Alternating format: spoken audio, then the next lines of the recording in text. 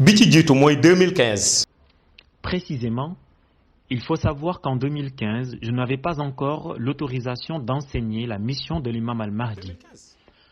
Si vous allez chez certains savants islamiques, vous les entendrez dire que l'imam al-Mahdi lui-même ne se connaît pas, qu'il entendra parfois parler à son sujet et en sera même perplexe, qu'il méditera, qu'il fera des recherches, quand soudain, il se rendit compte qu'il s'agissait de lui-même. Vous en entendrez beaucoup le dire, surtout dans le monde arabe. Ceux qui étudient les livres savent de quoi je parle. Beaucoup d'entre eux ont écrit que l'imam al-Mahdi ignore véritablement qui il est. Il s'interrogera jusqu'au jour où il s'apercevra que c'était lui. Certains l'ont ainsi interprété, disant que sur la vidéo, Seydi Mohamed El-Cheikh ignorait certainement qu'il détenait cette mission. Je leur réponds que non, ce n'est pas le cas. La mission de l'imam al-Mahdi débute à un temps donné, une année donnée, une période selon laquelle, à 33 ans, il commencera à enseigner la mission. J'ai commencé à rendre publique la dite mission à fin 2016, début 2017. À cette période, ce que je voulais enseigner et que je voulais élucider au sujet de l'imam al-Mahdi, c'est qu'outre ces 4 réincarnations, on ne peut pas le cantonner à une nationalité. Le problème que nous voyons notamment dans le monde arabe concernant la mission du Mahdi, d'où provient-il? Quelqu'un va déclarer que le Mahdi est né en Afrique. Un autre dira qu'il n'est pas né en Afrique mais en Asie. Un autre dira qu'il n'est pas né en Asie mais en Europe et ainsi de suite. On entend ces allégations jusqu'en France. Chacun lui attribue ainsi une nationalité. Pourtant, s'il existait ce qu'on pourrait appeler aujourd'hui une nationalité universelle, c'est ce qu'on attribuerait à l'imam al-Mahdi. Sa naissance en tant que Sénégalais n'a pas de sens. Le sens véritable de sa naissance se trouve à travers ces 4 réincarnations.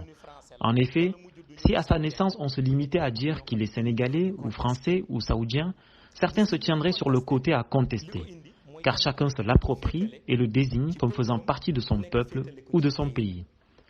Si on revient sur ce que j'avais enseigné sur l'imam al-Mahdi, à savoir qu'il naîtra à Jérusalem, je le confirme, car sa première naissance sera à Jérusalem.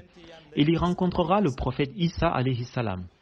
Ce qu'on appelle sa naissance en tant que Rouhaniyu et qui relève du domaine mystique correspond en réalité à sa naissance à Jérusalem.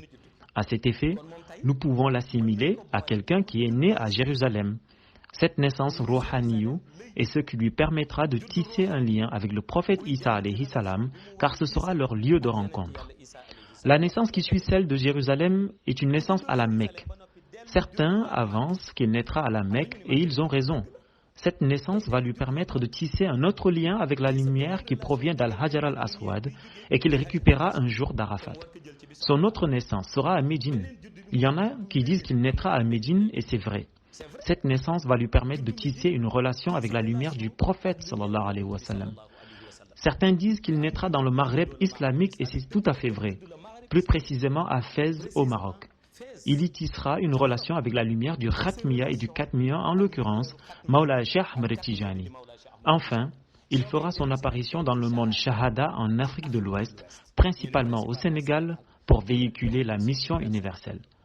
Lorsque vous entendez ces 4 organisations mystiques, une d'entre elles consiste à s'associer avec le prophète Isa à Jérusalem. Une autre consiste à s'associer avec la lumière faisant partie intégrante de sa mission en provenance d'Al-Hajar al-Aswad, un jour d'Arafat à la Mecque. Un autre consiste à s'associer avec la lumière du prophète sallallahu alayhi wa sallam à Médine. Un autre consiste à s'associer avec la lumière du Khatmiya en tant que fils de Mawla Cheikh Ahmed Tijani du point de vue Rouhaniyu et Nouraniyu à Fès au Maroc. Enfin, il apparaîtra en Afrique de l'Ouest au Sénégal. Il conviendra donc d'analyser toutes ces 4 naissances.